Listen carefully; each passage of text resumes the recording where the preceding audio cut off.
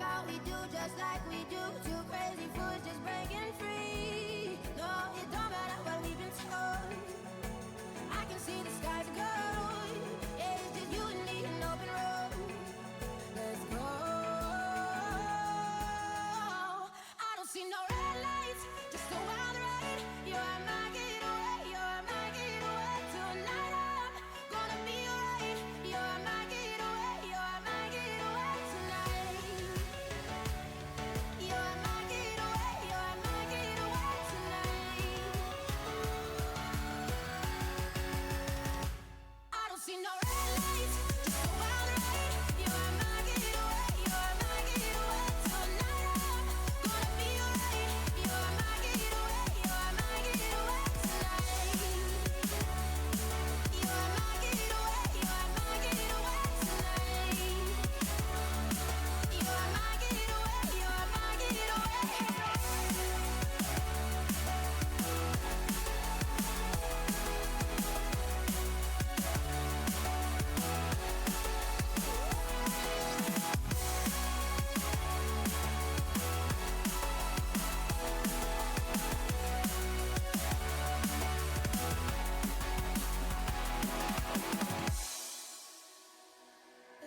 It's getting dark, let's light a spark, ignite our hearts and burn away.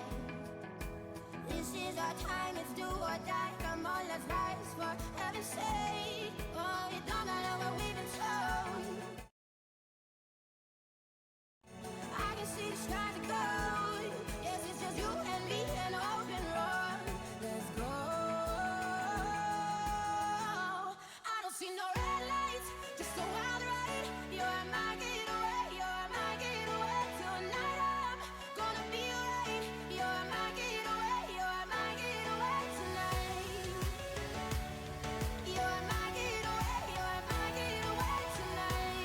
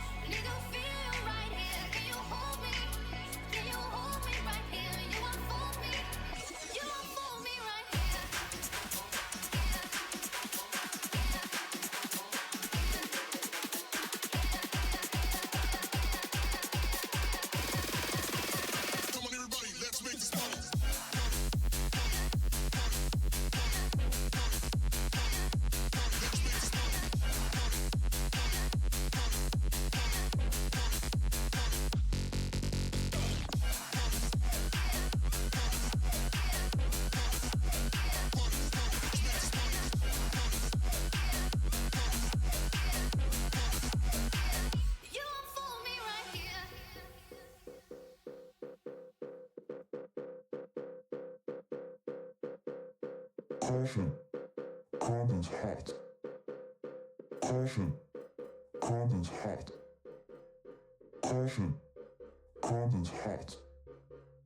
Caution, contents hot. Caution, contents hot. You got to give me all you got. Caution, contents hot. You got to give me all you got. Caution, contents hot. You got to give me all you got.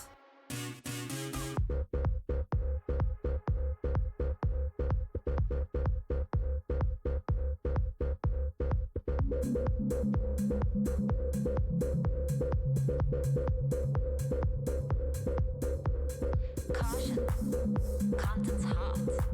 You got to give me all you got. Caution, contents hot. You got to give me all you got.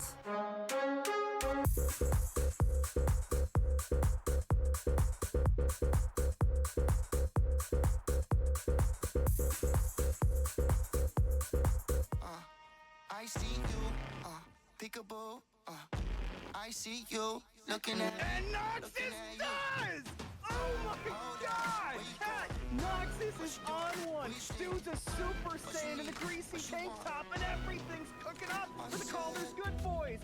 Double kill! Make it a triple kill! Go on, there's a Quadra! Sobek, get out of there! Quick!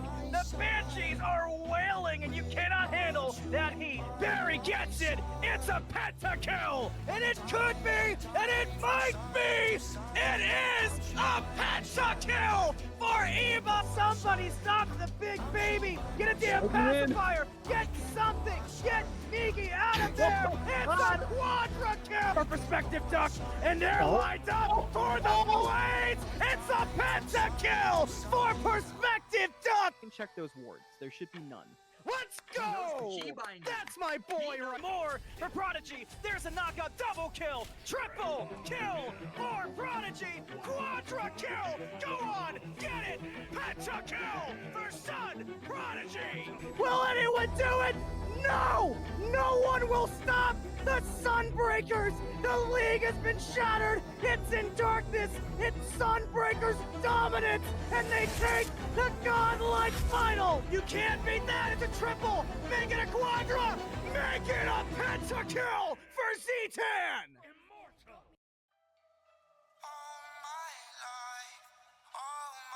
life, by my side.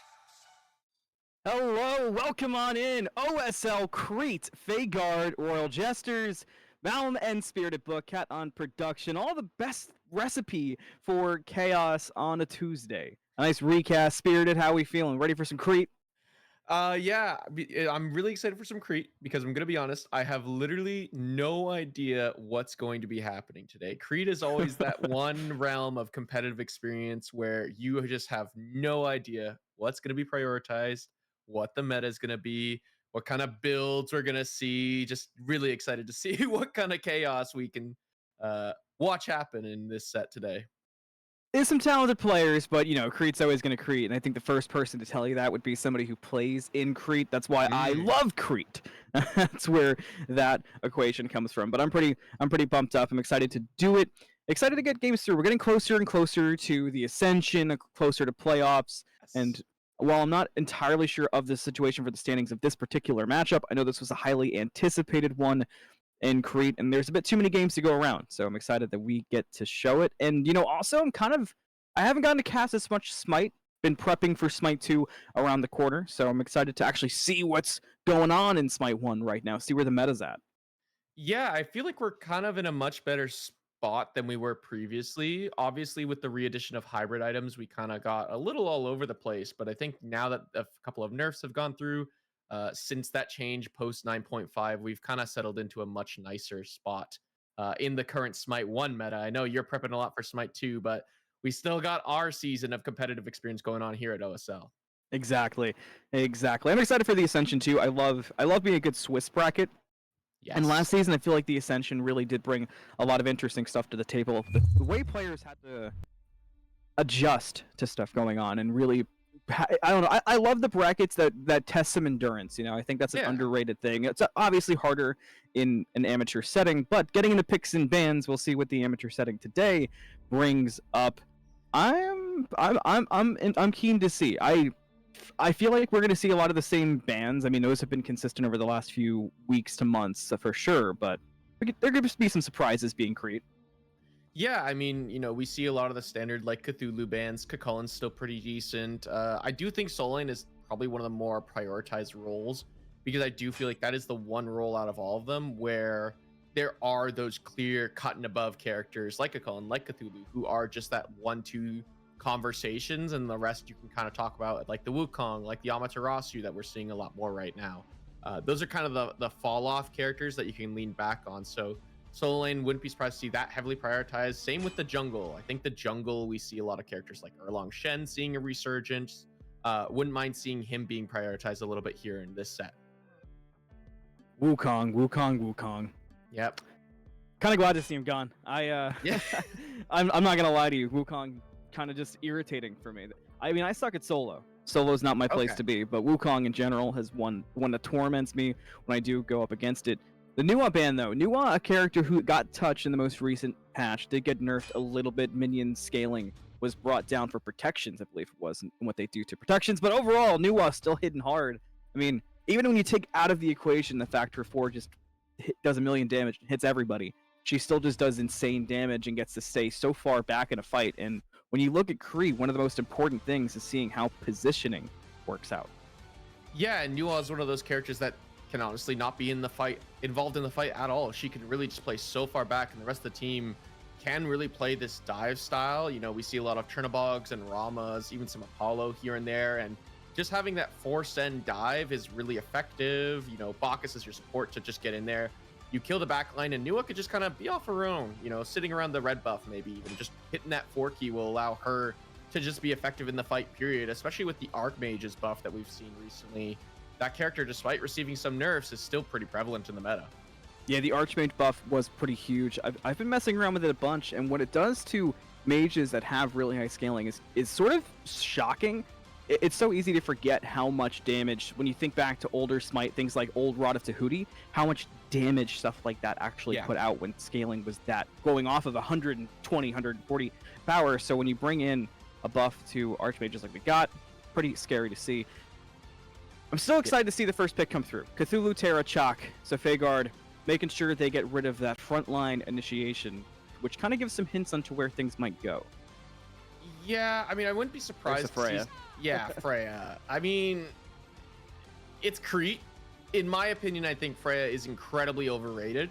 But at this level of play, I think you can really just grab that Fatalis first overall or second overall if you want to aim for that Hecate instead. Though do note, Freya did receive some major nerfs recently in the last patch that I think really did impact her play at all levels. She really can't. I mean, she can, obviously, once you get Fatalis, but the way that you could before just like outright run down an enemy ADC in the lane and honestly just nearly 3-shot them, you really don't see that happening anymore of this current iteration of Freya.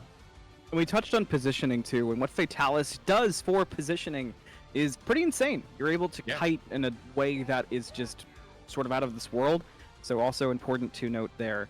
The Camazotz, though, one of my favorite response picks to Freya. I think one not a lot of people think of, but Camazotz is somebody who just doesn't really care as much. When you have your iframes and your jump, but Bat Out of Hell is such a good answer to Freya. If you catch her with ultimate down, it really puts Kama in a good spot to dive her and get rid of her early with the amount of damage he's going to be outputting.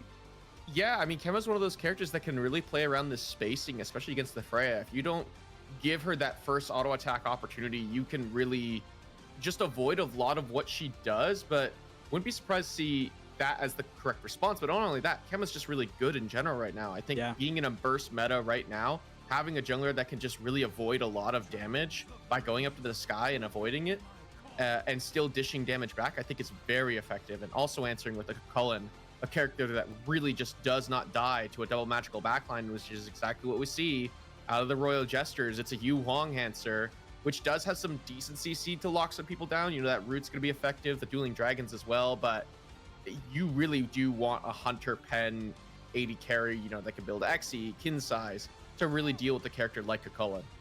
Good luck finding a competitive Smite game right now without Cucullin and Yuan getting selected. I feel like the games I've seen, it's the only two I'm seeing consistently above everybody else. It's just such simple damage from both. Cucullin's able to dive for what feels like a get out of jail free card every time. How many times have we seen a Cucullin in any competitive game, regardless of rank, be able to dive into the backline onto 2 or 3 people and sort of just be unstoppable? And that's what he brings. And for Yu Wong, it's just a matter of you point, you press, and you delete people. It's sort of like what Nuwa brings to me, but with a little bit more survivability, and to me, that gives a bit more utility. Yeah, I am curious about the Yu Huang, though. I do think he's falling a little out of the meta, and this is a character we're seeing rise in the meta, is Discordia, receiving some major buffs, which, in theory, it's kind of like, does that little bit of extra, projectile speed on those abilities really help? Yes, it does. Discordia for a long time was, kind of in this weird state where, was she good? Was she not good? Her 2 was still probably one of the better abilities in the game. That madness effect on enemy carries, and especially involving a frontliner in that instance, is huge setup potential. And you already look at Fagard's comp. It's a lot of damage. It's not really a lot of CC. The Cucullin ult, yes, is probably one of the better forms of initiation here that Fagard have drafted already. But adding a Discordia 2 into the mix and throwing in the apple from a distance will be huge, just AoE, CC, and damage against this Royal Jesters composition. I really like this top 3 from Fagard so far. It controls so much space in a fight, too. Yeah. Because when you scatter to try to avoid the Cucullin diving on your head, the Camazotz flying above you, you're going to get caught by the disco. It makes hitting apples easier. That Strife is going to land 9 out of 10 times when you've got so much displacing the Royal Jesters. And their answers to that, Freya's got Valkyrie's Discretion. That'll get her out for, a moment. Yu Wong, same thing with Celestial Flight, but how long ultimately are those things going to keep you alive? You're going to need a lot to make that work. And it looks like the ADCs they're worried about going against, understandably, that Charybdis. Yep. And Charybdis is somebody who gives Freya a hard time too, so good call there. A lot of ADCs still open though, but. Yeah, a lot of your standard ADCs, I'm surprised we don't really see a Jingwei look at just yet. I think that character is probably on par, if not at times better than Charybdis. I think it's her and Charybdis are the top 2 right now. And then after that, you start to fall to the wayside of your Hachimans, your Chernobyls, your potential Apollos even. Rama still, or not even still, he's starting to see a little more play here and there. So a lot of options still open to Fagard. Lancelot taken off the table, and Tsukiyomi from the side of Fagard. I like those jungle bands, just 2 high damage-based junglers that would really enable Royal Jester's backline to be effective in team fights. Feels like the Rama does the same thing every patch, every meta ever, where he's never really bad, he's just never amazing, and then once everyone starts getting their abilities touched in patches, eventually everyone's like, oh hey, Rama exists. And he finds his way back in. I do like the call out though of Apollo. I feel like he's a character who is in a great spot right now. He's seeing a lot of play in higher competitive levels, but I haven't seen him as much in lower. And speaking of characters we haven't seen much of recently, but who isn't bad, Jing. Yeah, I'm very curious about this Jing Tian pick, because who on the Royal Jesters is Jing Tian really dealing with here? He can kind of get interrupted by this Bacchus very effectively. The whoop on him is also very good. He's an incredibly safe support, absolutely. He's very hard to lock down. But Freya and Yu Huang both have abilities. One of them is an ultimate on the side of Freya, but the Yu Huang just hops in that float with the 3. And Jing Tian does not do a very good job of locking them down. And I'm honestly surprised we don't see the carry lock-in for Fagard, because now you just pick a character like Tyr, who's also a lot harder to lock down. And you're honestly sitting in a pretty okay spot against this Jing Tian if you're the side of Royal Jesters.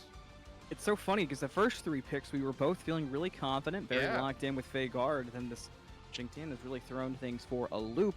Tyr was a great answer, and it leaves up a lot of room for the jungle pick as well for Royal Jesters to throw a big thorn in the side of Fagard.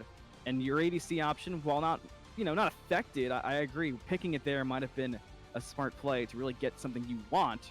But Sasano being the hover and the lock-in to go alongside the rest of Royal Jesters. I gotta be honest, I wasn't feeling it at first, but their team comp has grown on me as we've gotten through picks and bans.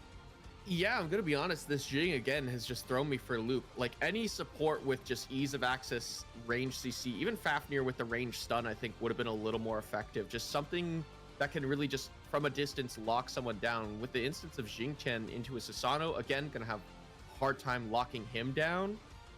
It's just a safe backline support that can kind of poke and prod and then get out to safety. So you would like to see that reflect in terms of Fagard's style, but I absolutely love the Susano lock-in, especially into Discordia. Just a high burst jungler that wants to get in, immediately kill a backliner, and then get out. So this 80 carry pick has to be fantastic, I think, for the Fagard. And wouldn't be surprised to see something a little safer like the Hachimen. Although Jingwei, I think, would be a little better because of the safety it provides against Susano specifically and Tyr. But it's a Gibalanque pick instead. Not exactly what I would have liked, considering you have a Discordia in the mid lane. X-Ball's somebody I haven't seen in a bit either, but always does bring some to the table. I will say for Royal Jesters, I like the Susano a lot in the aspect of it takes the win con away from being just Freya Yuan. You kind of needed that third wheel to it. Freya, I agree, can tend to be sort of a, and you know, chat saying the same thing, can be sort of a bait pick where it's so overvalued at times, and then other times rightfully so. It's just right where she should be. I think the Susano brings a lot to kind of give the Freya some breathing room where he can do a lot of the heavy lifting late game as well. But the X-Ball could be a pretty good answer. X-Ball does have a decent laning phase against Freya, depending on, you know, player skill. I mean, it's obviously, it's always player skill, right? But X-Ball into Freya in particular, as long as you're using cooldowns sort of in the correct order, rocking out a PEMDAS order against the Freya, you should be okay on X-Ball. Yeah, you do have to be heavily, you know, pushing the dash early, I think, against a lot of what RJ have, though, because a lot of what they have can interrupt this X-Ball dash if they're just quicker on the draw. So you want to see this X-Ball dashing early to use that CC immunity in the dash to really avoid, like, the Whoop, for example, or the Tyr knockup, the Susano pull, Bacchus leap stun even. Like, a lot of this is good interruption against the X-Ball. It's just going to be about using that dash early on before that CC can really come through.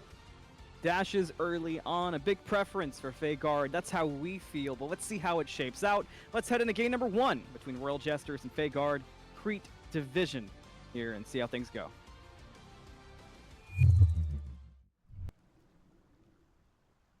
Malum, Book, and Cat with you in game number 1. Sure to be a fun one. I'm pumped up. I've been looking forward to casting this all day. But Book, we zeroed in on win cons, but I didn't get to ask you the famous question. Which team comp do you prefer? That is a question as old as time itself, or since MOBA, the inception of MOBAs. That is a question since the dawn of time. But I do like Fagard's comp just that little bit more. I did like, you know, the top 3, the Kukulkan, Discordia, Kamazots. I think really sold me on like how they can play this mid 3v3 effectively. The Jingchen threw me for a loop. I like this X-Ball overall and kind of what it can do, especially now that they've gone for that Death's Toll in that first starter slot. I do like it a little bit better, but I wouldn't be surprised if the likes of the Royal Jesters can fight back effectively. I mean, their mid 3v3 of Susano, Bacchus, Yu Huang is just dummy strong right now. Doing our relic check-in for the day. Both junglers opting for the Blink. The Thorns for Bacchus a bit interesting, and speaking of Thorns, one for Crazy Zebra on the Kukulkan. So we'll see what the use case is there against the Tyr. Already used early in the laning phase, matter of fact, against that Tyr. Just went on cooldown as I was talking about it. Tyr almost died to the Kukulkan who used the Thorns, so maybe a good call to get some pressure out on Iron Eagle. Yeah, I mean, I like this idea that Crazy Zebra's gone for. This is he's kind of foregoing his laning phase by not going TP and going for that Thorns, and I think utilizing it there is exactly what you need to do. You need to get active early with this relic choice and just use it to gain wave clear prio and gain pressure to get these neutral objectives like the totems. But this is going to allow the Crazy Zebra to go for an option like the Blink second overall. And just be much more effective in those later stage team fights. I really like this idea. He's kind of sacrificing lane phase to get the wins for the team fights. Jungler split, and Mylanston has an easy target. Iron Eagle is basically a one-tap when he gets there. Left side of the map, Susano engages using that Blink, getting some damage across onto Juan. Should go down when he comes down from the Whoop. It's a 1-for-1 trade across the map, but a first blood bonus goes to Mylanston. Yeah, but that's a great answer by the Royal Jesters. If you're on one side of the map, go to the other. You know, be active on the side that the enemy jungle isn't. But I like that play from my Lanston over on the right side of the map. You know, getting active, and with that Thorns pickup we were just talking about, now granting them a kill, and he's here yet again looking for Iron Eagle, who does use that dash. It will be a lot of damage, tough to get the kill, but the pressure out on this tier is so problematic. That's a character who really wants to be able to fight in the lane and be the bully, not be the bullied. I mean, the worst thing for a tier is to be in the locker, right, Book? Yeah, I mean, he's one of those characters, and he's gone for this teleport first, not going for the blink. Kind of surprised. A lot of tiers we see want to get active with the help of that blink relic, and you know, not really go a TP and get a bead second or something else to really stay safe when diving the enemy backline. But instead, he's kind of gone for this teleport, which means he wants to be playing for this laning phase. But so far, I mean, kind of struggling a bit in this lane. We've seen this Kakula just be dominant so far. An answer, a gank, Crazy Zebra getting chased back to the tower line. Should go down, no, doesn't die. Lives the gank attempt from its wits. Should turn to a blue buff invade. My Lanston there to answer, but actually in a good spot. Has ultimate online. Big damage onto Iron Eagle already. Ultimate still being held. My Lanston will use it, but maybe a bit too late as the wall got in the way, but we'll still find Iron Eagle with the help and the rotation from Nep on the Discordia. Wits will be the last one standing in the fight, and we'll throw some abilities around, but not having that level 5, probably time to go. Yeah, Wits has to be careful of that instance. Level 5 on both Neptune Spartan and My Lanston, and now the Crazy Zebra has gone back, rotated on back in, and My Lanston was able to secure that blue buff for his solo laner. So great showing from Vhagar's jungler already. A1 trying to step up here to steal this objective and not able to do so. It was a really good call to understand the value that having that one level would make, because the fight of Sasano and Tyr for that matter is very different when their ultimates are not online. My Lanston read perfect and helps out Zebra while they're at it. Dual lane still throwing hands. Nice saucy boy, maybe needs to be a little bit careful, but the poke to Mr. Pojangle has bought time, and it's been a wild 4 minutes, but it's kind of been the 4 minutes we were anticipating. Yeah, honestly, I expected the likes of Royal Jesters to be a little more active, though, in this early game. Yes, they've kind of been a little active on this left-hand side, and I think that's the side they want to be active on, especially with the Freya over there. You really want her to be activated at that second item, and that's when Freya really can start to take over the game, that Fatalis second overall. But it hasn't been a marginal lead. I mean, you could see the enemy duo lane is ahead by a level. Most of that is just off farming patterns. So despite getting the second kill of the game for Royal Jesters, it just hasn't really accumulated to anything just yet. It really has been Vhagar, with the help of this Camazotz, who's just kind of roaming 2 side lanes, just continuing to be active on this right-hand side.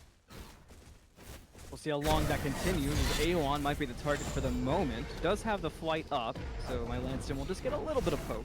Freya up with 1 kill, so it does make me wonder if at a certain point, if you can keep the tier down, especially with solo kills like that, if the Freya will get some attention. But A1, we'll see ya. Nep from downtown uses the apple to take him out. Yeah, great play from Neptune Spartan, and a great play from My Lanston. I mean, that was just A1 not really respecting the damage that this 2v2 can output early. I mean, we haven't seen Discordia in a hot second, you know, in the general meta, so a lot of people really don't properly know her damage anymore. When a character is out of the meta for a long time, they kind of forget, oh yeah, Discordia really can just do a ton of damage early, especially with that ultimate apple. It kind of hits pretty hard in the early game. You don't really expect that kind of damage to come out from a mage at this stage. Especially when you combine it with Spear of Deso. And if we can check player damage real quick, it'll be a little bit ballooned, obviously, from that last kill. So not close to going to disco. Actually, the buff would be on the Shivalanke, but still worth keeping in mind that, like you said, that Freya can just pop people sort of unexpectedly. And with the start, too, you talked a bit about Archmages and a Conduit start versus a Sand start on the Yu Huang for the Discordia. Yeah, I'm a big fan of this Conduit. This is cute. Yeah. They're just having a great time here in mid, you know? But this is actually kind of a bait. There's a couple of big boys with their big bellies hopping in mid, you know? I mean, it's kind of a bait from thy saucy boy, as the likes of Royal Jesters, they're over there on the right-hand side, and they secured the second Bull Demon King over there with the help of A1, Iron Eagle, and its wits.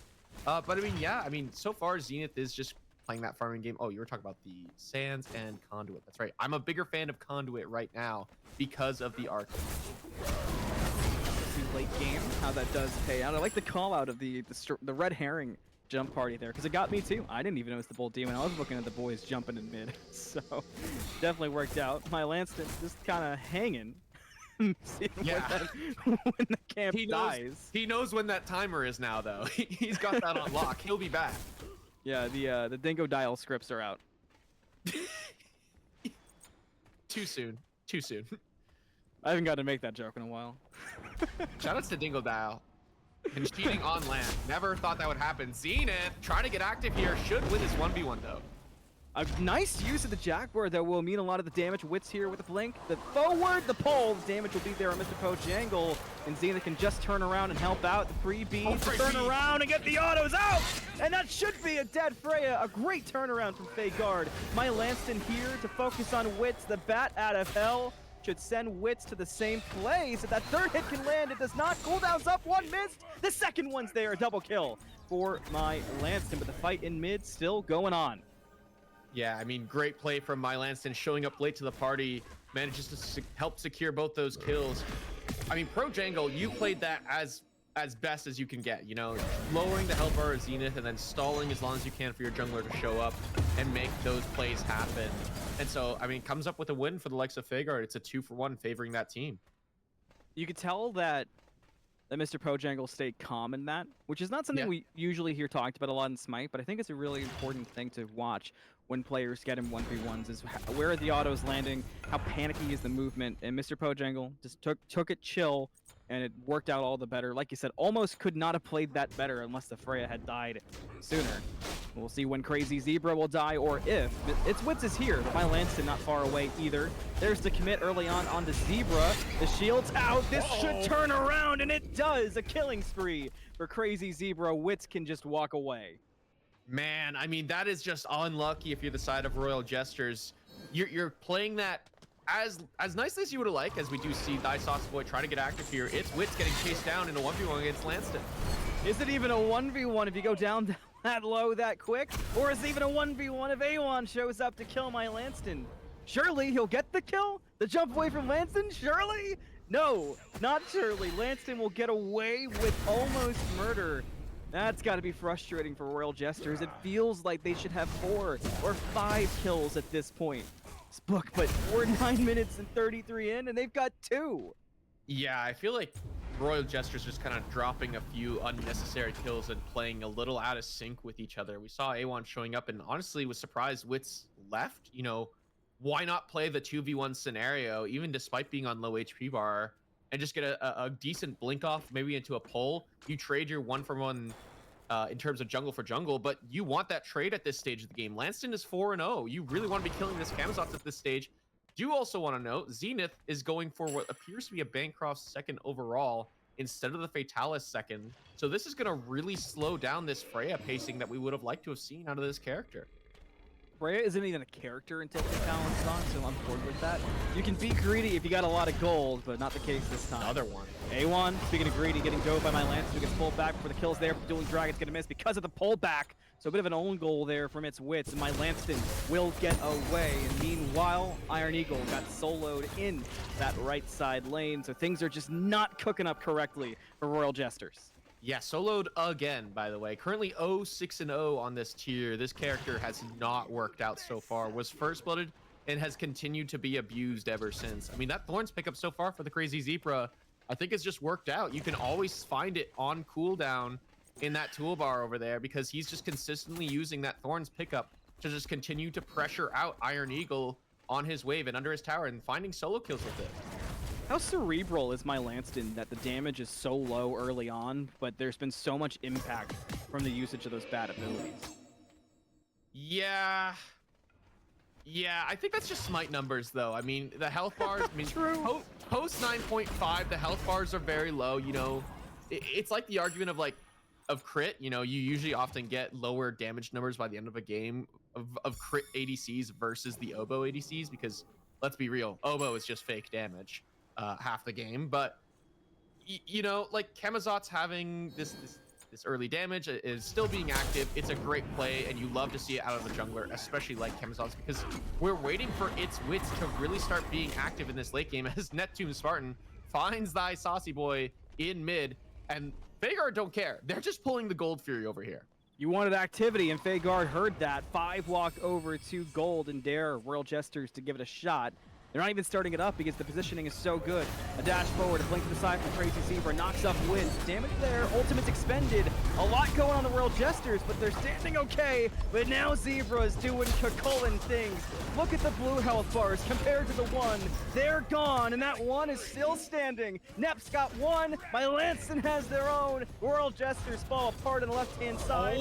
They do kill Crazy Zebra, but damage done for stand. Vhagar have an attempt at a Gold Fury. The only answer would be Saucy Boy. Yeah, I'm not sure if the likes of Vhagar can necessarily commit to this with Saucy Boy being in the area, though granted, they only have first item completed. It's a Stone of Binding, not the item I would like to have seen out of the Bacchus, but no ultimate should mean that Vhagar should have this, but Bacchus showing up late might dissuade them from committing. The apple is used there, and they should have it. Vhagar do secure it. You said Yapple, and it's accurate because it's Crete. Get it? Gold Fury goes to Vhagar. I don't know how I'm gonna recover from that mentally ever. 7,000 gold will be the advantage. 14 to 3. And you know, I will say, 14 to 3. I mean, that feels as bad can be. But it hasn't felt, aside from that previous fight, it really hasn't felt too terrible. Hasn't felt great, but it hasn't felt like a stomping so far when you discount the solo lane for Royal Jesters, which tells me they might still have at least somewhat of a feasible way to get back in this game. I mean, Cucullin can only kill the tier so many times to get ahead in this scenario. Yeah, but at the same time, you look at this comp that Royal Jesters have, you would imagine it's a comp that's kind of supposed to scale, but I don't even think Freya's that good in the late game even anymore, just by way of how team fights are taken in the late game, where there is just so much burst damage in general. You really can just one-shot a Freya, especially having more of those like mage-like base stats in general, a little squishier compared to the hunters, as we'll see another bull even go down the way of Vhagar. So I don't think the Royal Jesters, yes, they do have the better scaling, and I think one could argue they do have the better late game, quote unquote. But the way this pathing, this game has really gone on, and it's been Vhagar all early game. Now it's starting to lead into that mid game. It really is starting to lead to that point where it just is almost unwinnable, as we do see the beads pulled out of Neptune Spartan. Now A1 could get looked at, though. The Jing Chen is on the way. There's also a tussle on the solo side, and its witch is falling down low and might just go to the gray screen. He does! My Lanston combines with Crazy Zebra to do what they've been doing the whole game. Iron Eagle will stand and throw. Really wants that My Lanston kill. The ult comes out, but it's going to be short, and My Lanston could just get away, and does with the blink.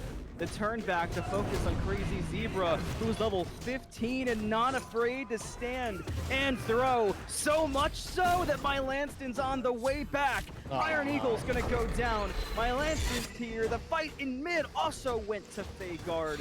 Book, they cannot be stopped. No, they can't, and we'll see here thy saucy boy trying to trade out onto My Lanston, but just has to use that flop to get away. Crazy Zebra still in a chase, can dive this tower all he wants, will find that one. His 6th kill of this contest so far, and the Crazy Zebra having a phenomenal game 1 so far. As phenomenal as you could possibly want. Pyromancer goes to Vhagar as well, and I'm starting to agree with the previous point you made about things starting to feel a bit unwinnable. 18 to 3 is significant, and those ways back in we were talking about, they're getting further and further and further away to a point of unrealistic territory. Because we talked about the Freya and the need to be a win con, and that's very hard to do when Cucullin and Chemizot's are probably just gonna kill you at this point. So I don't really know anymore what the way back in was compared to what we talked about previously. And even if you look at the Yu Wong, an interesting pickup of Book of Thoth, Freya's gonna go down potentially. I mean, this is disaster all over the board. Bring around the Rosie, you can't see me. Oh no, My Lanston's here! The ultimate out from Zenith, but it's just a delay. The inevitable. It ages too. This is cute. I'm sorry, Zenith. It's just delaying the inevitable. I've been there. Yeah, we've all been there. I wasn't you. It's not you, it's me. I'm sorry. But yeah, I mean, I was kind of surprised because Iron Eagle finding that kill onto the Crazy Zebra and getting that massive shutdown previously. This was a while ago, you know, pre-Gold Fury. There was a moment where I thought, you know, oh, maybe RJ can actually make use of this shutdown, as we do see Neptune Sparta taking a 1v1 against A1, but Neptune Sparta finding that one, doesn't even use the relics there and stays alive in that instance. Nep with the pop, and down goes A1. Primal Fury also going to be taken, so things are just continuing to compound. Yeah. And do you think Discordia is good, by the way? I think she's pretty good right now. I think that character is sitting in a pretty good spot, so wouldn't be surprised to see the Discordia just start to take over the game from this stage onward. Okay, I'm sorry. I usually don't talk to chat during a stream, but Marissa calling me out over the casual Friday Freya gameplay is crazy. Damn. I'm hurt. I'm so hurt. That is tough. That is criminal. And I used the one. It was always on cooldown, and Lurby was just yelling at me because she couldn't tell from the screen. I promise I was using the one. This is sounding like some defamatory level statements. We'll see you in court, Marissa, as we'll see this nice saucy boy has to get away here. Juan's on the dive, and there's a decent dueling dragons, but I mean, this should still go the way of Fagard. They're just so tanky and so far ahead. The apple sent saucy boy back. Dueling dragons can't do it. My Lansing gets away. This is so unlucky for Royal Jesters. They finally had a fight, but Fagard just a bit too much to deal with, a bit too much health. Wits trying to go in on something, anything, and the damage from Nep scares them back, rightfully so. Jesters will fight for the CGB. Juan will go in to try to send them back. The Typhoon goes out. Neptune actually got out of position, but perfectly redirects themselves. What a play there for Nep to stay alive. Zebra here with the blink, the spin, and the dead wits. A killing spree for the Zebra. Earning those stripes indeed. A killing spree for Pojangle. My Lansing's unstoppable. It's all the accolades you could possibly want for Fagard. Yeah, and you can see just Zenith on this left-hand side continuing to try and find whatever farm they can to try and be impactful this game. They have that Fatalities completed, but it might be a little too late. Fagard, with all the wins, they finally take that 1 HP mid-tier 1 and head towards that Fire Giant. World Jesters have not gotten a kill in a concerning amount of time. 23 are for honestly, Fagard. Iron Eagle steals these. He absolutely steals these. He's already on his way. He does not have Blink available to him, but he got that tier ultimate coming up soon. I've seen harder steals here. He's got this. Surely, right? Surely. Oh, maybe not. Maybe not. Hang on. Surely. Let them cook. Okay, listen. He tried his best. That's what matters. He did. Yeah. Ultimate wasn't online. That's the difference maker. If ult was online, it just came up. Turn the clock forward a few seconds on that steal and it's there. I kind of respect it though, because what else are you gonna do in this situation? Right. Look. I mean, they're down so much gold. Like, they're down over 10k at this point. Like, they are in a near unwinnable position. I don't mind the attempt. I think maybe you go Blink instead of, or sorry, Thorns instead of that teleport in your second relic slot. Maybe it's a little easier to get involved in some of this action. But honestly, this comp from Royal Jesters, again, I think it just has not worked out the way you would have liked. This backline 2v2 is not very effective of being double magical. Your physical, pen shred just isn't there. You can't build these executioners, these kin size to whittle down the front line just running at you. It has been difficult, to say the least, for RJ to actually be involved in the general team fights, and they're just not having enough damage in these fights. You could see the health bars getting out with like very little HP on the side of Fagard as Iron Eagle gonna get chased down here on the right-hand side. Life flashing before their eyes. Ultimate is expended. Saucy Boy will play defense. We'll see how that works out. Does get the tier away, but Saucy Boy will pay the ultimate sacrifice. Supports get no love for the things that they do. A1 looks for a flank, got a little bit of damage, but has to get away. The Typhoon will knock up 2, but barely tickle the raid boss, a Crazy Zebra, and Juan, for that matter. I do want to note as quickly as I can, Iron Eagle did go teleport first, and the Blink was a second pickup, if I'm not mistaken. Yes. So could have gone to Thorns instead of the Blink, and I'm completely on board with that. I mean, tier feels different without Blink, but when you're that far behind, you got to kind of figure out different routes in, which is kind of your point, I think, Book, is what else can you pull together, right? Yeah, I mean, well, do you see an aggression here on the left-hand side? But yeah, I think the play was probably Blink first and then Thorn second here for Iron Eagle in this solo. I mean, he's just been consistently soloed out here on the right-hand side. That he has just not been involved in a lot of the action, and Blink really is a big part of Tier's gap closing tools. You really do need that relic to be an active member in this solo lane, and so has struggled consistently on this right-hand side and has just slowly bled on over to the rest of the map, and especially against this Freya that we kind of mentioned already has a hard time killing tanks. Why not just add a fed solo laner into the mix and make that equation that much more difficult to solve? I'll go ahead and not mention golds anymore at 20 at 22 and a half. I'll just pretend that doesn't exist. 25-3. Maybe I should do the same thing for kills. Items is probably the scariest thing for me, because at this point you're getting to levels of like omnipotence, game mode of the day, in terms of the difference made for Vhagar. This next fight, in theory, at least from how my brain is looking at it, could just be the fight that wins the game if it's a true 5-on-5. The differences are just so significant. The only person who's even close is that Freya, and I don't think she'll survive long enough to kill more than maybe one person in the best case scenario. Yeah, and we actually might see her picked over here on the left-hand side. She's in a very precarious situation as Jingchen Discordia are on over there. Hops into that to the skies, but should just end up falling here. We salute you, Zenith. We salute you. Oh, honestly, MVP of his team. He's done his best in this scenario, but it just doesn't matter when you're on a character like Raz. You see the siege here on the left-hand side. Done their best, but Vhagar is marching towards the funeral. A lot of damage out. Nice stun. Oh. There's a chance. You're telling me there's a chance? A1 is getting chased out. That's somebody you're going to need. And Nep turns it around on Iron Eagle. One pickup for its wits, and it was Nep, so that's a big one. Jesters, their last defense to stay alive. It's down to the saucy boy, but they weren't long. Double kill for my Lanston. Deicide, and that should just be game number 1 to Vhagar. I think in that instance, you would have liked to have seen RJ just go full on forward instead of having members split. Some members going forward, some members going back. Maybe just a full send dive was the play there, try and catch Vhagar off guard. But what a phenomenal and dominant performance here from Vhagar in game number 1.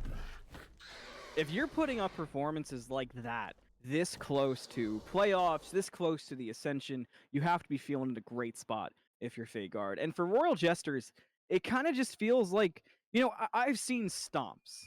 I've seen stomps. We talked earlier about Smite 2. I've seen stomps recently, and that felt worse than this felt. Towards the end, it got out of control, but early game, there were paths back in for Royal Jesters. At least it felt like it booked. So this just feels like a game where you brush it off. You have the you have the memory of a goldfish, and you move on forward.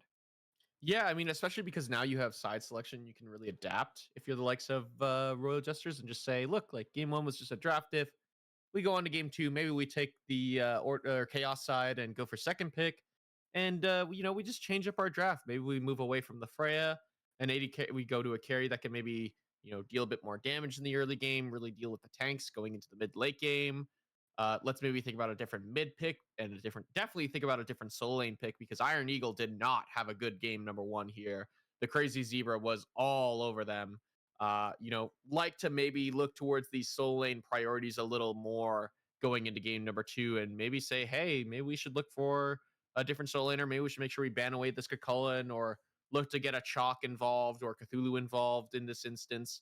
Yeah, definitely need to see a major draft shift in game number 2. I'm with you, and you covered the big stuff. Just a change. Go to the whiteboard, erase it cleanly. Definitely use some Windex, get that spotless, and reset. And one on the Jing, 2-1-8, had 12,207 gold earned, 509 gold per minute, 3,799 player damage, just under 20,000 minion damage, 16,000 and a half damage taken. 16,953 damage mitigated, no structure damage, no player healing, and 6 wards placed. So, talked about the Jing, and with that, we're going to head on into break. We'll be right back with game number 2 with more OSL on my stream. Don't go anywhere.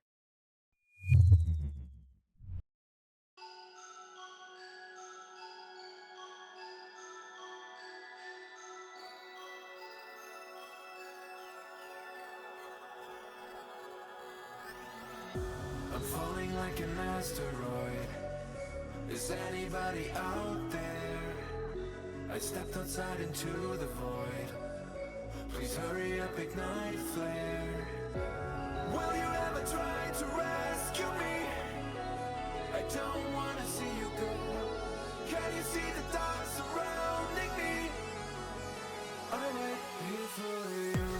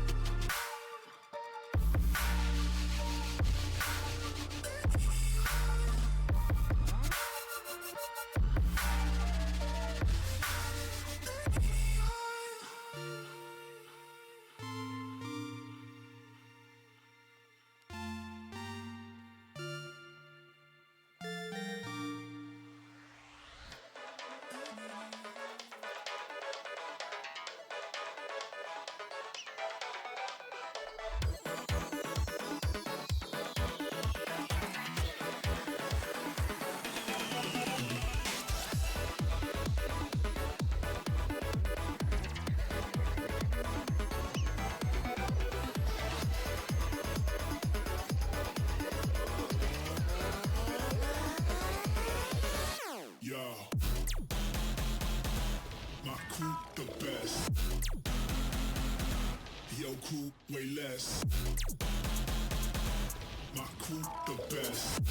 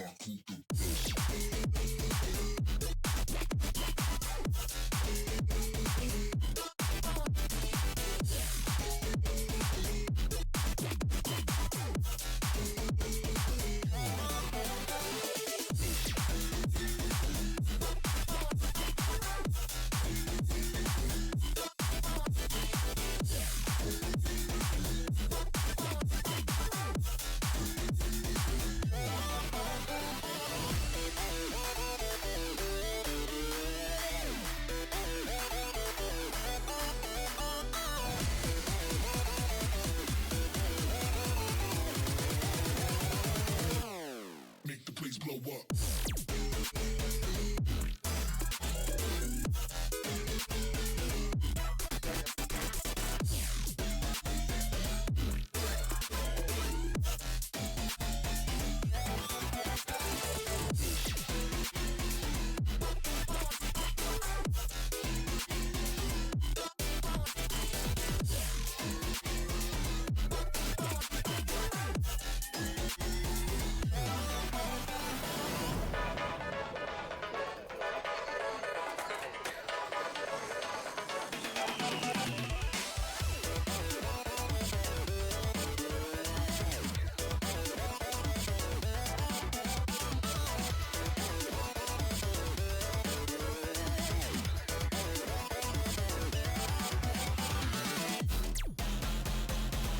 My crew the best.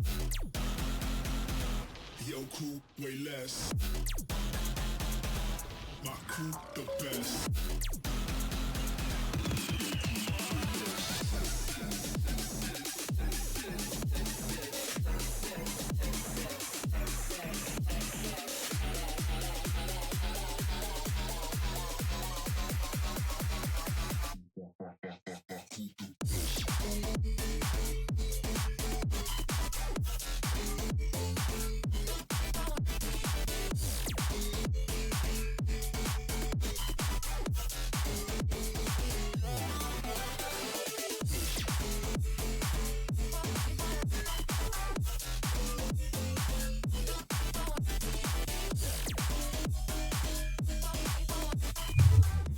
Hello, welcome on back in more OSL picks and bans for game number 2 between Guard and Royal Jesters.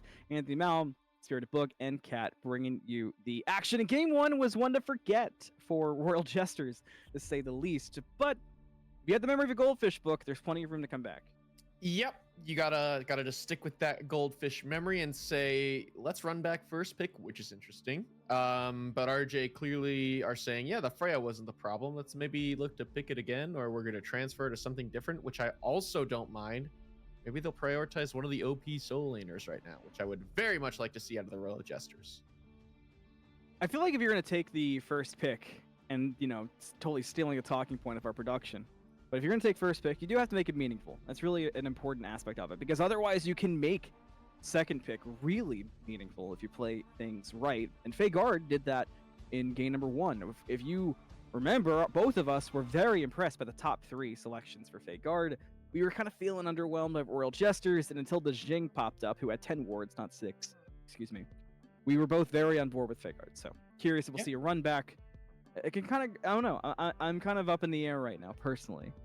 I do like the Chaos side just a little bit more than Order right now. I just think there's no clear-cut one character that is just infinitely better that a lot of people can't deal with right now. Maybe in Crete it's a little different, but as long as I think Cthulhu's banned away and maybe Chalk, I think the rest of the table can be dealt with pretty effectively. And I think that's why second pick is just a little bit stronger, because you can get 2 of those much stronger A-tier character picks.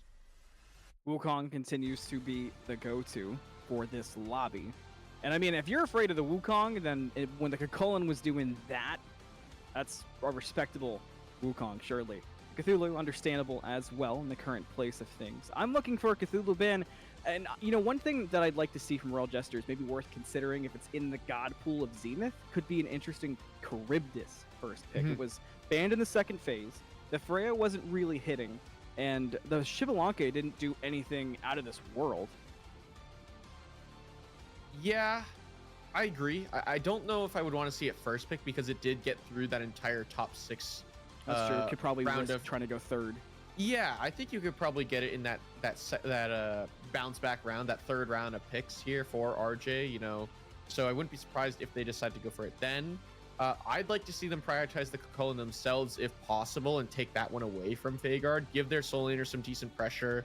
The Camazotz ban, I love this adaptation, not allowing Mylantis to really get active in this early game on a character like Camazotz, and just those get out of jail free cards, I think, really saved his bacon quite a bit that game. I would agree with that entirely. I also feel like the Camazotz damage on that first blue buff invade, that 1v2, really set the course and started the snowball for my Lanston as well. And Camazotz has such a good level 5, especially compared to 2 level 4s and during that particular engagement. That's understandable. Things got crazy. Vhagar, actually, the ones to ban away the Cucullin. So worried World Jesters, we're going to grab it up first for Iron Eagle, which I have seen Iron Eagle play the Cucullin and do fairly well, so I do see the logic there. I don't know if they would have taken it, though. Maybe if they didn't ban it, that's where they were going. I'm not sure. That's a tough one. That's a tough read. This does leave Medusa open, though, and so it's going to be the question of, do RJ really decide to prioritize the character that I think has kind of fallen a little out of the meta now, this after receiving some of her recent nerfs. I think the attack speed build is just better, and Medusa is more of that ability-focused build.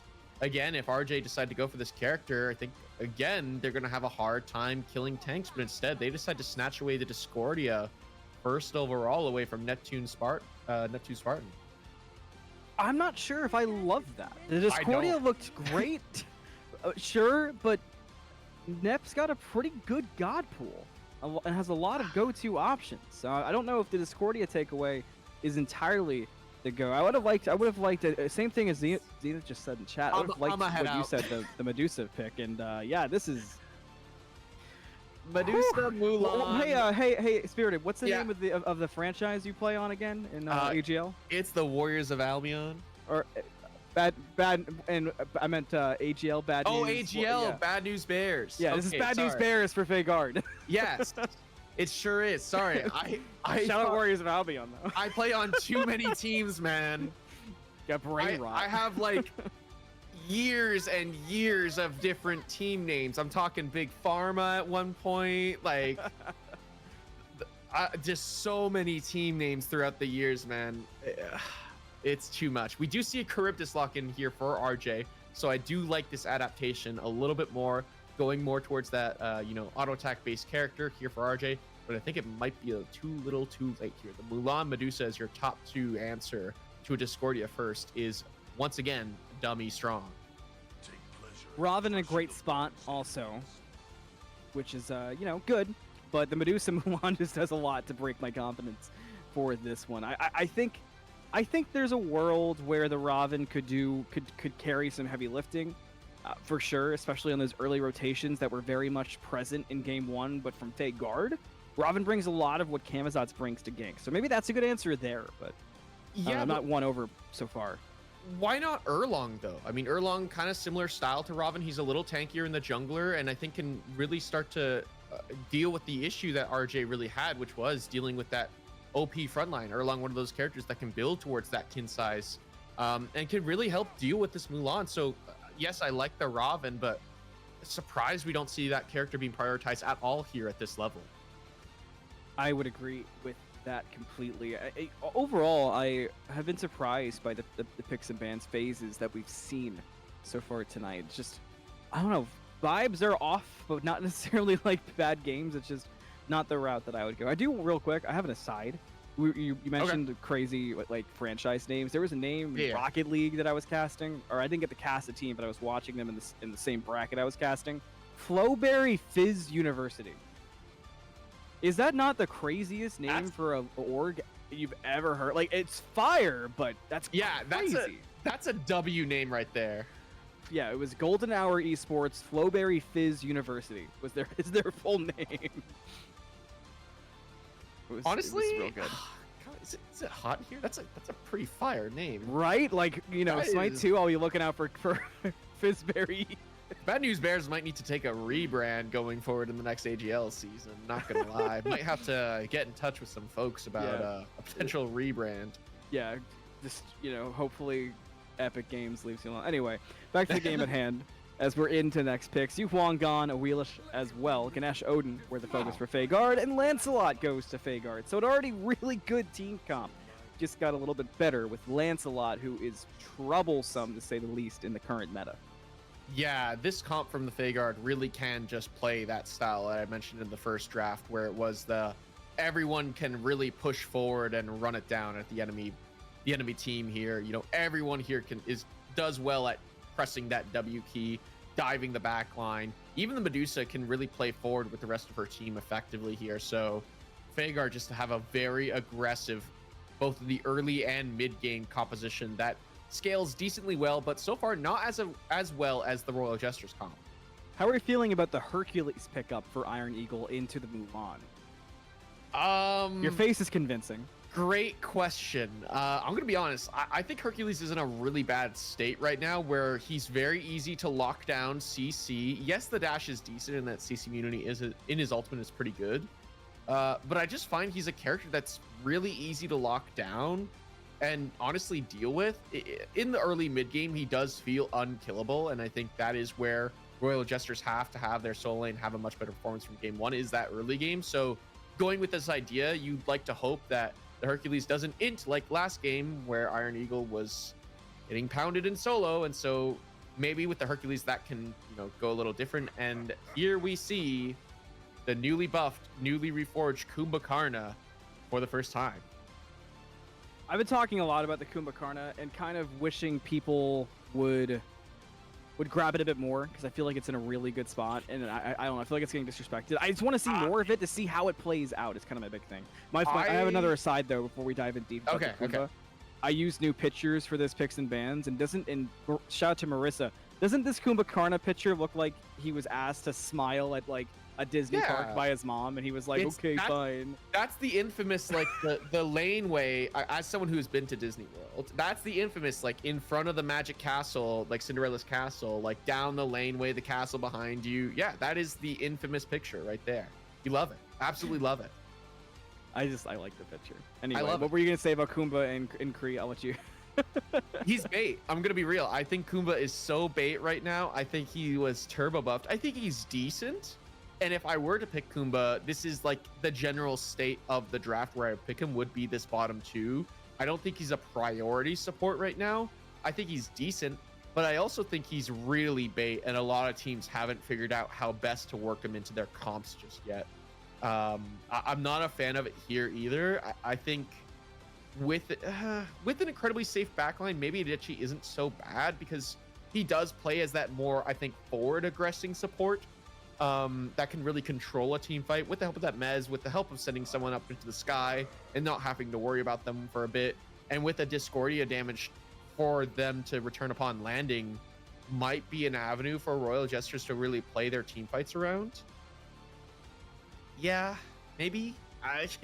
Just the more I think about it, the more I'm like, it's not that good here personally. You have a Mulan with CC immunity, a Medusa with CC immunity, Lancelot with CC immunity. Agni and Bacchus are really going to be your only targets for that. And Agni is one of the signature picks for Nep as well. Yeah, this is a tough one for the boys on RJ. Oh no. You seem really convinced. I see. I feel like I agree, and I completely agree. It's a tough game. It's a tough composition build up for Royal Jesters, but I still like it more than game one. Just knowing how it played out, you couldn't run back the same composition. I feel like it's an improvement, of course, for sure. But there's always the but, right? Fagard have somehow improved their comp from game one as well, which I think is a major talking point. Is their comp is also very good and a much better improvement from game one, and they still won game one. So I think they're sitting in a very good spot to take this game number two.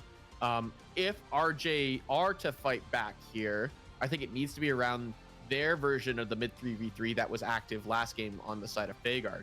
You know, Discordia, Ravana, and Kumba can accelerate a game because of how decent they are in this early and mid game. Well, we'll see if they can figure out the early, the mid, and definitely that late game. Game number 2, right around the corner between Royal Jesters and Fagard. See, it wasn't long. In game, we are Mal, Spirited Book, it's Cat. And looking at relics, similar stories. Teleports are out for the solo lanes. No Thorns this time. Blinks back for the junglers, and Horrifics for support. So a bit less kind of off the walls compared to game number 1. Yeah, glad to see Iron Eagle picking up that teleport again this time, and the Crazy Zebra going to be matching that, not going for the Thorns. Mulan, one of those characters that I think needs to play more towards the laning phase this time around, so love to see those relics picked up. I do want to touch on this draft again from Royal Jesters. I do like this mid 3v3. I love this Discordia Ravana combo. There's a lot of CC that can come out here. We need to see Zenith look to get involved, though, because a lot of their the composition around Royal Jesters is a lot of AoE control, CC, you know, Iron Eagle as well. Hercules not really known as a damage character. Definitely that pull-push combo. 2-man flop, though, already getting active here is Fagard. But Zenith has to be a focal point. This Charybdis is going to be the damage dealer in the mid game until Discordia can really take over in that late game and just doing mage things in the late. With the help of Around Tahuti, hopefully, because that item is really good. So wouldn't be surprised to see Royal Jesters start to take over in the mid to late game, but it has to be around Zenith.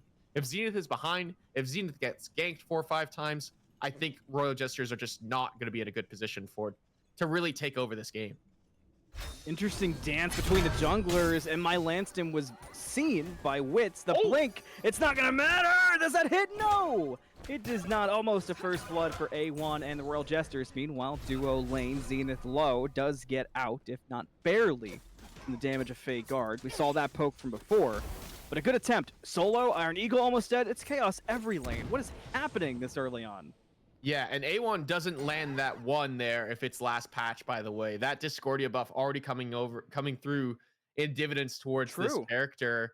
That one is just a lot faster all of a sudden. And teams, again, kind of the conversation for Royal Jesters last game was, you know, they haven't played against a Discordia in a hot second.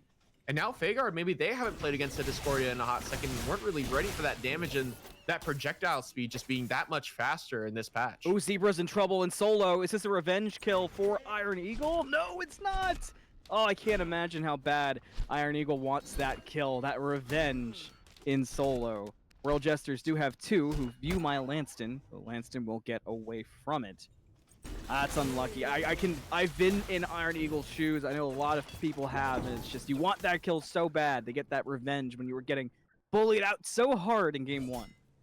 I am quite curious of what Iron Eagle is actually going for here. I think it's actually going to be a Stone of Gaia. This isn't an item that we've seen a whole lot. Did receive some, I would say, significant buffs in the recent patch, and we'll be in a much better position going forward. We'll get some decent healing off of that pull from the Mulan 3. And so wouldn't be surprised to see Iron Eagle just start to become more unkillable and not healthier as this game goes on. That was a really good response there from Royal Jesters on the plop from Juan. With how low Saucy was, that could have been trouble, but good response. We'll see if that does continue up. It's a weird one. The vibes early are different. Doesn't feel as one-sided. Feels like we're still waiting for that first real moment of chaos. There is a blue buff invade on the right-hand side that will not be answered by Fagard. So Absolutely big pickup for Wits. Yeah, this is what they need to do, is get Iron Eagle ahead so that they can start to rotate and really push this Hercules, you know, early mid game advantage against a character like Mulan, who does want to scale a little more. You do see a gank come through from my Tosa. Iron Eagle pulled back, not dead. Plenty okay. Does have the boulder online. Without Wits having ultimate, it's too hard to overcommit it. You don't want to get caught out. So no kills either way. Blue buff secure for Royal Jesters, so they'll get both sides of that blue buff on the map. And still scoreless early on, which you watched any of game 1. That feels shocking, especially for the side of Fagard. Yeah, already you could see Fagard is just slowing it down a little bit more. You know, they're not the stronger team, I think, in the early game. It really is. It's Wits who could be, you know, a lot faster and a lot stronger pace in this early game, as we do see Iron Eagle dropping that boulder, and that's what Riku's can just kind of do, drop the ultimate on the wave and maybe hit the enemy god in the process and hold on. Iron Eagle still on the chase, just destroying Crazy Zebra in this lane. The cooldown on the 2 a bit too long. There had it in another 3 seconds or so couldn't overcommit without the tower causing trouble. So no pickup, but at least Iron Eagle is having a completely different laning phase. If you're rooting for Royal Jesters, is what that will bring to the rest of the map. Look, it can be a lot more than you might think if your solo laner is able to be free and you don't have to babysit at all. Yeah, absolutely. And I love, you know, one of the things as a carry player is seeing my solo laner just be ahead going into a beacon fight. You know, we're still around a good distance away from stuff like that happening, but these BDKs now being in the game right now, solo side is a lane that is leaned on quite a bit for getting Bull Demon King pressure. And so wouldn't be surprised to see Royal Jesters aim towards that objective a lot more than they did last time around. So that will be a priority for them to start building that early game lead that you want to see them build. Watching a lot of duo also. That Charybdis for me. I didn't get to really kind of say it, but oh! Pickup. Not a solo. My Lanston is there. But Crazy Zebra picking up where they left off. Only took 5 minutes for the first blood. But the Charybdis is kind of my go-to watch for my win con for Royal Jester. Just because she is at every other game I'm seeing at the moment. So why not assume it here? Yeah, I mean, she's a very good character, incredibly safe, and builds really well with the current 10 build. Can also build some crit in as well, and, you know, Vhagar aren't the tankiest team. Lancelot, I think, has some higher base, you know, assassin stats, so a little tankier compared to the average assassin, and often builds more towards that hybrid-y style because he is such a in-your-face god. But I wouldn't be surprised to maybe look towards some crit, but can also build towards that oboe pen shred option that you see so many hunters building right now. It does kind of feel too almost like a... There's a lot of options in ADC, so it almost feels like a bit of a game of, okay, what do we have to deal with this game? Nemean line never really stepped up in the way people expected it to, so crit's been popular for a lot of builds. I know there's the Zapman build out there, for example, that we were seeing a lot. But it just feels like there's a lot of options. And I think when there's a lot of options in ADC, that role is much more interesting. Agreed, but I will say, this has been the time I've noticed where it has exposed a lot of ADCs who really often don't have to think about their role in a team. And that's been what's so cool about competitive this season is, you know, we haven't gotten the SPL, we haven't gotten SEC or anything like that. Right, no copycatting to be had. Yeah, exactly. We've only gotten, you know, SCCC, which is the closest, and now that's over. So teams have really had to think about how they want to build and play, as we do see a gank here onto A1. And how you want to live, you will. Rainfire not enough to kill quite yet, but you can already see it's getting closer. Wits will get caught in the jungle, but might be interested in taking this fight. How much can you commit, though, with Neptune on the way? Ult for ult, but Joust will get my Lanston close. The blink will keep Wits alive. A big trade of Wits there, and it does work out for the Royal Jesters in terms of survivability, but they can't force the issue any further. Yeah, but Iron Eagle has to be careful now. Now that the jungler is off the map, he has to play a little safer on this right-hand side. He just commits the dash. He could be in trouble here. Surely that should have been called out, but Iron Eagle is now in no man's land. Gets knocked up, stunned out as well, and will go down. Juan with the ult for good measure.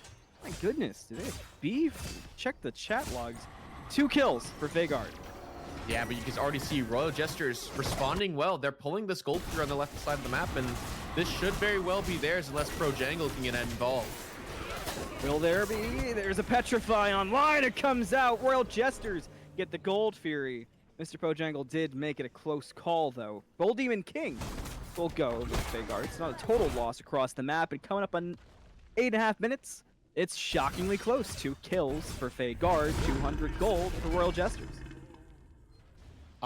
I have to take a moment because I didn't expect it, but Zenith, I believe, is building an Odibo 2nd overall, and I'm just not ready for it, I suppose, as we do see Wits trading out in the jungle against my Lanston. But yeah, I mean, Zenith going towards an Oboe 2nd, not the biggest fan here.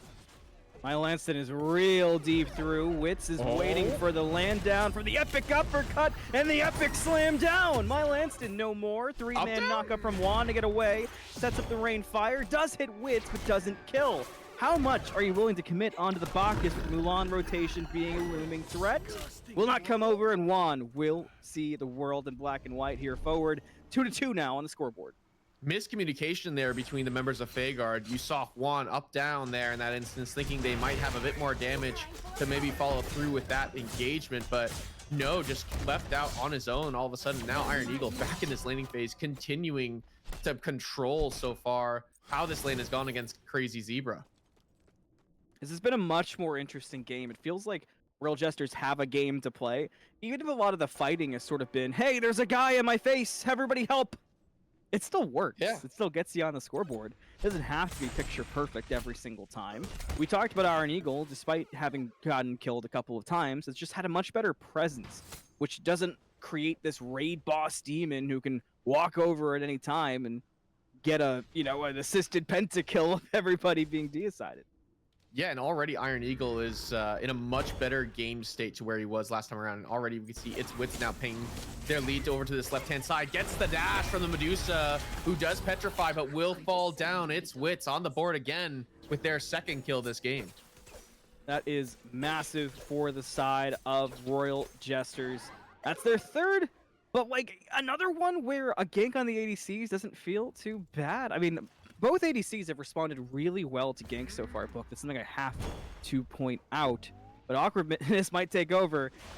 Iron Eagle, is he gonna live? Will he die before the fight? No, the healing's too good. But the grapple back into the joust, and Juan will get the credit. It was awkward indeed, but it goes better for Fagard than we might have thought. Does Gaia not proc off of Mulan 3? I thought it would, but I would have thought so too. I guess it's a pull. I don't think it got procced there. I don't think helped. I don't think it got procced in that instance, and so just suddenly dead all of a sudden. That heal was decent, but I think the Gaia heal, he would have been out. Can we hover Gaia real quick? I am incredibly curious if okay. If we can see it. Your game is knock up, knockback, pull. Yeah, so I'm surprised it didn't proc in that instance, so I'm kind of confused what happened there. For those confused, that was a conversation between production and Bug. Get that unhovered, but shout out Cat, we got it figured out. We got our hover.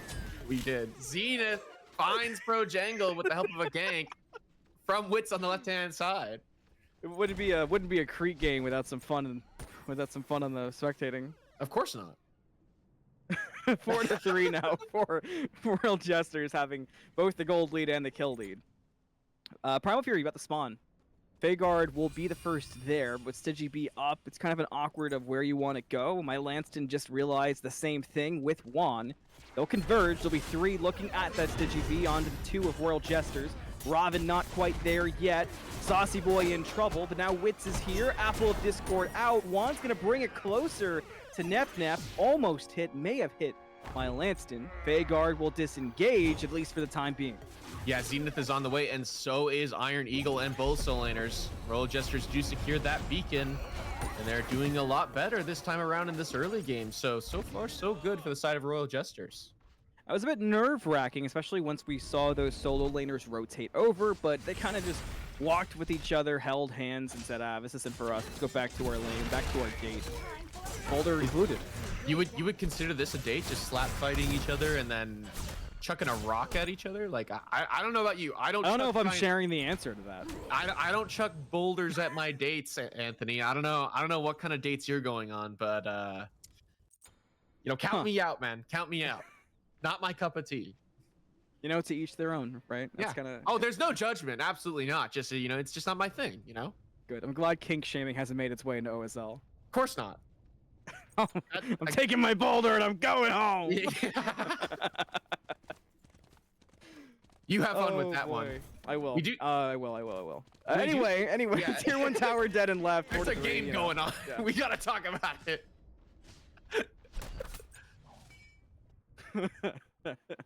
See, this is why you gotta cast with me more. So when I say something like doesn't it doesn't stop you because, oops. Shout out J-Mac and me saying Freya Cerberus, iconic duo lane. You had to do that. Anyway, Bull Demon King, Royal Jesters will pick it up. Primal Fury is the response on the other side of the map by Faye Guard, and there will not be an answer to it. I don't know if Charybdis is going to get there in time. Oh, doesn't look Iron like Eagle, it, but the Iron Eagle. teleporter taken. They're here. Look at the damage come through, but will my Lanston die? A boulder, an apple, the whole kitchen sink, but Faye Guard are still getting away. No way you commit that much and walk away and have them walk away. That's surreal. Juan re-engages the fight, won't find the stun. The Faye Guard are not in dire straits despite the insane commitment from Royal Jesters. Primal Fury up and low. Juan here for the steal attempt. The knock up. Royal Jesters get the Primal. They get Nep Nep. Can they get even more than that? An epic uppercut gonna find Mr. Pojangle. The Crazy Zebra's here and brings down A1 and will chase out Zenith as well. ADCs are not safe from solos like Crazy Zebra. Man, that is criminal from RJ, and my Lanston may not be done here. Looking to hunt onto Iron Eagle, but its wits has returned. They have to back off, do Fagard. But yeah, Royal Jester's not finding a single kill in that chase there. They do find Neptune Spartan afterwards, and they do get the Gold Fury. They trade 1 for 1, so it does favor Royal Jesters, but man, it should have been so much more. Boulder, Apple committed in that instance, and still just was not enough damage at this stage of the game. From a macro perspective, that was fine. You got Primal, but like you said, it should have been so good. That should have been a deicide potentially, at least 3 dead, maybe a tier 1 tower in mid, and some jungle farm, maybe a pyro. I mean, you hit Neptune Spartan with the boulder, the apple, and he still lives. Is that the joke? Is that the punchline all of a sudden? And I drop everything and they still don't die? Like what is going on? And we do see here, thy saucy boy will find that little scepter after that engagement there, despite taking some poke. And now I do believe Royal Jesters will start to slow down and start grouping more around these neutral objectives like the Pyromancer, and maybe towards Fire Giant. Still pretty early on. Would be surprised if Fire Giant was pulled. But Zenith having kin size, this is the stage where Royal Jesters want to start fighting. But we can already see here, Crazy Zebra looking for that avenue, looking for A1, can't find it though. Looks like the Odie bow was used in the tier 2 as a bridge item for Zenith, prepping for Smite 1, it would appear, or Smite 2, excuse me, in Smite 1. So I like that play from Zenith for sure. Nep Nep in trouble. Wit slam down. Mystic Rush, killing spree. No more Agni for this fight. And this is why we said the primal play still worked out despite the kills, because you got the advantage, you got the golden pocket, and now you can still pull Pyromancer. And that is exactly what the Royal Jesters will do in the face of Juan, who will be the steal attempt. The flop, 3-man knockup, the ult comes out, the burp, but Jesters do get the Pyromancer. My Lanston's here, Pojangle too. Look at that damage going across, but still no kills. There it is. A1 goes down. A grapple gonna hit Wits. Be next up. He is. Iron Eagle trades back 1. But still, Royal Jesters get the Pyro. If you get everybody else out, not an entire loss. Yeah, Zenith has to try and get the tier 2 in left here to try and make this work. Great pull though on a Projangle, but the push was not there from a fantastic stun from Juan. But yeah, I mean, the AD carry rotation and Zenith just continued to farm left. I don't know if the call was made or if they just didn't realize it. But yeah, Zenith now trading on this left-hand side against Neptune Sparta. Getting quite low here. He's chasing out Zenith on that left side. Gonna be trouble for the Charybdis. The fight in mid also trouble. Zenith got away? How did Zenith get away from that? Nep Nep will abandon the chase. Charybdis Whirlpool must have just been too much there for Nep Nep. Maybe Nep Nep wanted to get to the Stigi B, and that might have been a good call with Iron Eagle about to go down. But he's able to step away too. Get the heal up. The Rainfire gonna hit. Is the passive on? No, not enough. An apple comes out on Projangle. They should be able to get away. Yeah, great plays from the side of Royal Jesters. Obviously they do get away, but I mean, just very unfortunate. I don't know if they're necessarily in the driver's seat. I mean, yes, they do have a slight gold lead, but this is kind of the stage where Fagard are starting to take over. What a great ADC rotation on over to that Pyromancer. Yes, Zenith has a 2-level lead, but it hasn't really been transferred over to the rest of the map yet. I mean, you have to imagine it has to be around this next Gold Fury that's due to respawn pretty soon. You have to imagine Royal Jesters have to be prioritizing that objective and really playing around Zenith, who does have such a level advantage and sitting in a great spot to really start being proactive in team fights and can deal with this really tanky Mulan at this stage of the game. You know, Crazy Zebra 2-4 is very tanky, level 18. It's gonna be hard to deal with this fight if they don't play it right. It all goes back to the win con of the Charybdis, and 19 minutes is here, so not so far too deep in late game. 7-6, and the fighting's been pretty consistent. It's definitely closer. Royal Jesters have been holding on to a pretty steady gold lead throughout the majority of this game, but Vhagar has never let them pull away. It has had their own good fights. Vhagar has pulled Oni. A1's aware. Teleporters come out. The solo laners will be here for the fight. It's going to start awkward, but the pincer is going to be there. Vhagar could be in trouble. Apple Discord going to hit onto Nep, but no kill still. Oni has not been fully dropped. It's going to go to the Royal Jesters. Wow. They will get it. They're going to grab themselves a Bacchus too. They like to taste the wine, and the maw hungers for its own meal by Lanston. Somehow able to turn it around and take out the Charybdis through it, but will go down in turn. A double kill for Iron Eagle. Another one, a 2 for 2 so far. Wits dealing with Zebra, but the Mulan is hitting like a damn truck. And Wits will continue to be ran down, but the perfect pull back and send away will keep Wits safe. A 2 for 2, a Gold Fury to Royal Jesters. Man, Crazy Zebra just full HP, still at the end of that fight, and still looking for more. Finds the pull into Iron Eagle.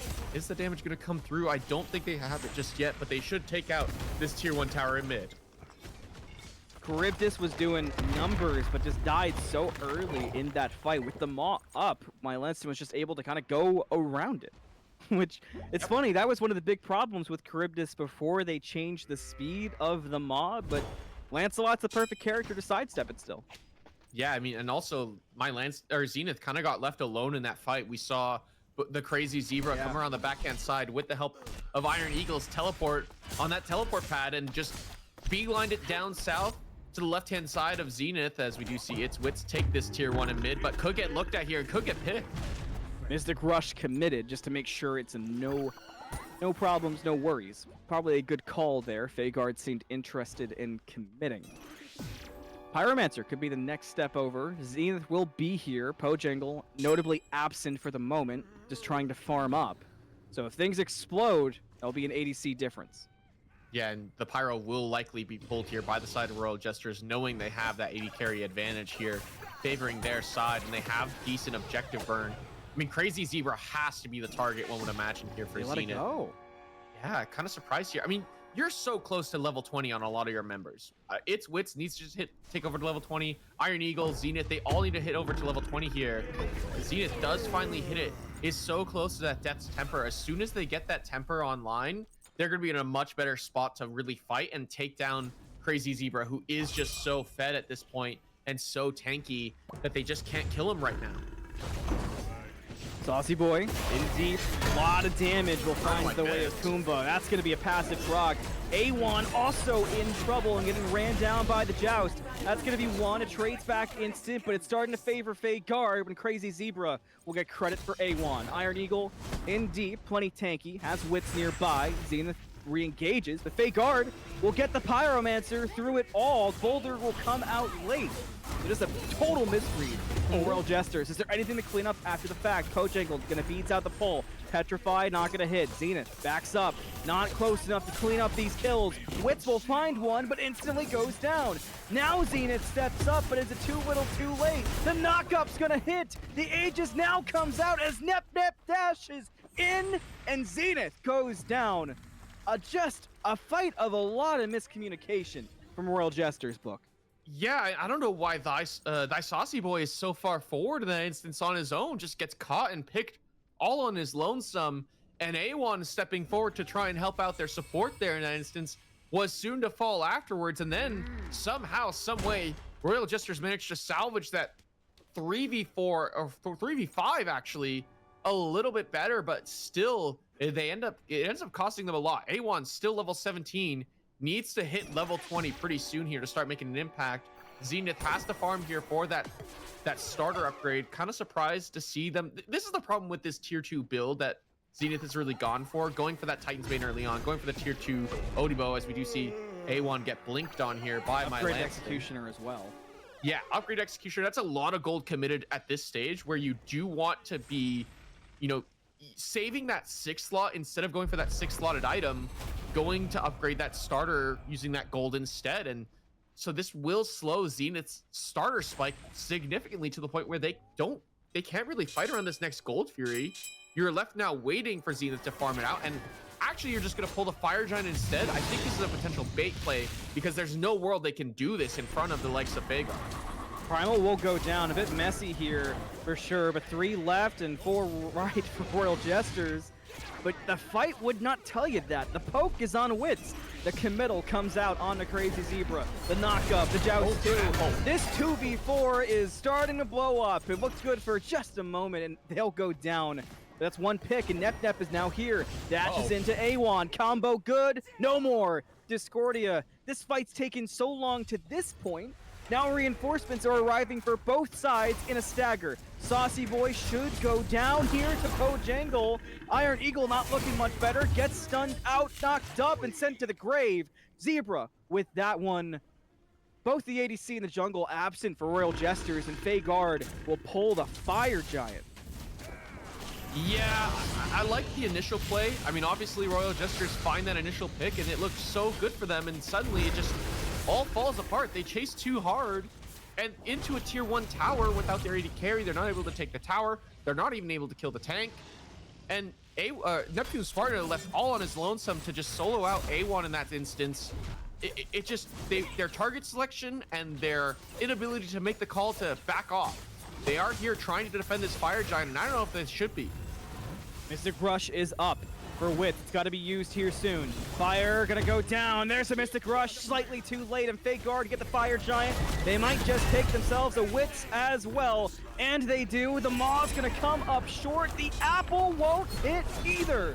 2 big-time ultimates committed. 1 committed to the Fire. 3 down, and Royal Jesters don't have a lot of weapons left for this fight. A big-time rain fire, but Nep does get damage returned. We'll have to back up. So Vhagar, Fire Giant around their belts. A lot of ultimates away from Royal Jesters.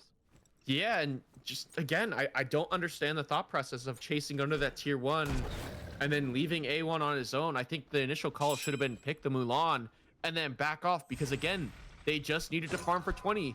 Again, A1 is still level 17, hasn't finished that starter yet.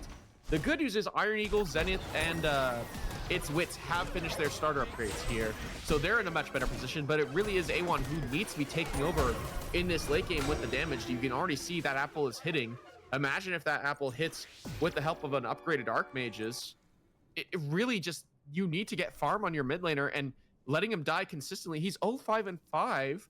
He's just dying too much to find the farm. He can't hit level 20 at this stage. Feels so far away too. The only positive I can think of is the kind of awkward trade-off of because you haven't hit it, at least you can finish your build. But I mean, at that point, I'm really scraping for positivity. Iron Eagle, speaking of positivity, I'm positively sure Iron Eagle will die here. And there's a knockup to confirm it.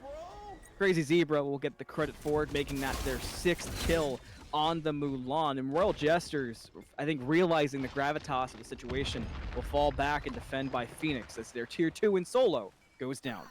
Vhagar can push this Phoenix if they want to. They have My Lanston in mid to pressure out this wave. Instead, they're just going to head towards that tier 2, and they actually find the pull onto its Wits. Almost a dead Robin. Now Saucy Boy knocked up as well. So Vhagar will push away the Royal Jesters. With how good that fight went, there's almost an argument to have pushed that solo Phoenix in, but I like the call of cleaning up the tier 2s and being patient with it. Your lead isn't extravagant as we come up on 28 minutes, 17-12, and gold, you know, 4K is respectable, but it's not like the end of the world for Royal Jesters book, surely, right? I mean, there's got to be a way back in still. Right, and I think, honestly, the way back in might be around this gold Fury. You know, Vhagar have taken a lot of gold off the map, yes, but they haven't spent it just yet. They're still sitting on a lot of that gold. I think giving up every single tower here might have been a bit of a mistake by Royal Jesters. Every tower and then the gold Fury. Obviously, the pick on the Iron Eagle, you know, makes it a lot harder to defend a lot of these towers, but now Vhagar are going to be in a position where they have this gold lead and they're able to spend this gold lead on all of their members. And suddenly the item spikes are about to become very significant for Vhagar. Right, you were down 4K. You played like you were down 12k, so the damage is going to be 6k. Yeah. Basically. That feels like a tough, almost learning curve sounds super mean, and I don't mean it mean, but that just kind of feels like one of those situations where stuff can kind of get away from you in a comp game, and you can get in your own head. You know, I go back to, you mentioned SPL and like what can be learned from watching that earlier, and I go back to Worlds qualifiers, and you had teams like Shabala Storm who were trying to qualify for Worlds, and at times looked really good. But when you go and you look and you say, well, why couldn't they make it? Why couldn't they break past that mold of that next level of play? And a lot of times it comes up to confidence and how far you're willing to play up, and when you throw in an unintentional white flag. Yeah, and already we can see A1 is level 20 finally, but I think it might be too little too late. Fire Giant due to respawn and still on the belts of Fagard for a little bit longer. Just runs out now. And so this is now the opportunity that RJ needs to try and get back in this game now that you're kind of on even footing. You know, the lead just, I think, gets Fagard back in this game. They're not really absurdly ahead. You can see gold is starting to not really become a factor anymore, as both mid laners sitting on that tier 2. Both mid laners obviously have starter upgrades at this point. It's really just the supports that items aren't completed around. Everyone else is near completed builds, with the exception of maybe the mids and the jungles. Both AD carries sitting on 6 items. So it really is going to be a matter of those support relic upgrades, and support items as the pull off the mark from Crazy Zebra. That pull hits. We might have a different game in our hands. World Jesters interested in forcing the fight. Look where Iron Eagle was. Took a lot of damage from Rain Fire. Vhagar back up. World Jesters not fully out of the woods. We'll see how far back they actually go. Crazy Zebra looking to be the one back in. My Lanston with a good angle. The damage out. A1 should go down, but no, Lanston does first. It is finally a trade, but things are looking bad for Royal Jesters. They've got to separate quickly. Iron Eagle has been forced away, which leaves 2 tanky and only their Kumba to keep them safe. And Kumba Karna is taking a long nap, and Nap goes into the back line and pops 2. Crazy Zebra grabs an unstoppable while they're at it, and one step too far will send you all the way back home. A triple kill for Neptune Spartan. Deicide will decide this set. Gonna be a 2-0 sweep for Fagard. Itzwitz thought he was okay there and tries to get the back off, but just ends up getting caught by a stray bomb. Fagard with a dominant 2-0 performance will take this best of 3 series. Dominant indeed. It felt like right as Royal Jesters were in the game, they were taken out. And, you know, sometimes my favorite go-to saying, book, some might know where it's from, but apathy can totally be the death of your team. And it was there for Royal Jesters. By the time they decided they wanted to do something, they walked right into the Fagard trap card. We saw the initiation come out from Juan, and it's set up real good for my Lanston. The Joust did the damage off the back of the good knockup, and everything fell apart for the Jesters. They had to split. Iron Eagle was no longer involved, which left the backliners completely on their own. And just a tough way to go out. Yeah, I mean, definitely, especially after such a great performance. You know, Itzwitz at one point was 4-0 on this Ravana, you know, in a very good position to really carry this game. Iron Eagle had a pretty good performance as well, much better on the Hercules, but again, we kind of got to that late game, and I don't know if you were noticing it, the Hercules was just taking damage and not really able to do much of it back out in return. This is the problem of this character, is late game. He is just kind of a damage sponge, really, and so very unfortunate for the likes of the Royal Jesters, but congrats on over to Fagard. They played lights out from the start of game number 1 to the end of game number 2. They really did. Big shouts indeed, and deserved at that book. It was fun casting with you. Thanks for joining for this one, and shout out to Cat. Shout out to Cut doing production as well. Shout out to Cat for doing production and doing it oh so well. Tough end there for Royal Jesters, but a great showing from Fagard, especially with playoffs and the Ascension that close. It's gonna do it for us tonight. Thanks for hanging out and stopping by. Thanks to OSL for allowing me to cast one of their games on my channel. I will watch that clip. We're going to raid out to Frank's retirement home. They've got their grand finals going on right now. So if you want more Smite, and if you want more Crete-style Smite, by that I mean Chaos. I love Crete. Love Frank's. Head on over to Frank's retirement home and check that out. Thanks for joining in here. Shout out to Book again. Make sure you use that shout out to click that follow button. And we'll see you next time. See you guys. Bye, guys.